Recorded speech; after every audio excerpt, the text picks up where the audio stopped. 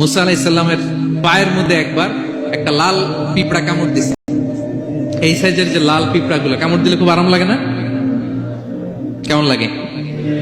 হ্যাঁ, খুব ব্যথা করে, প্রচন্ড ব্যথা করে। তো মুসা আলাইহিস সালামের মেজাজ কি নরম না গরম? খুব তাড়াতাড়ি রেগে যেতেন। এক এক নবীর এক এক অ্যাট্রিবিউটস ছিল, হ্যাঁ, এক এক বৈশিষ্ট্য ছিল। উনি অনেক রেগে যেতেন। উনি থাপ্পড় মেরে একবার ফেরাউনের বাবুর্চিকে দুনিয়া থেকে শেষ, এক থাপ্পড়, এত শক্তি।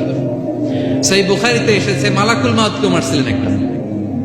ওই যে ছোটবেলা থেকে মারার অভ্যাস, ছোটবেলায় কার গালে দিছিল জানে না বোধহয়?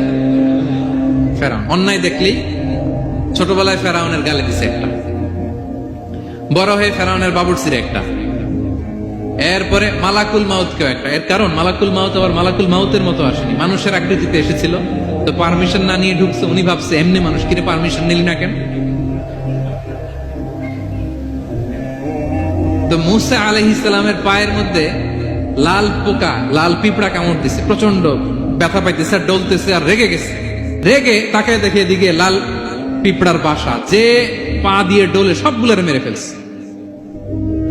তো ঘটনাটা ছিল মুসা আলাইহিস সালাম আল্লাহকে জিজ্ঞেস করছিলেন, এই ঘটনাটা আল্লাহ কেন ঘটাইছে। আল্লাহকে জিজ্ঞেস করছিলেন, আল্লাহ আযাব যখন কোন এলাকায় পাঠান তখন তো শুধু জালিমরাই মরে না, ভালো লোকগুলাও তো মারা যায়।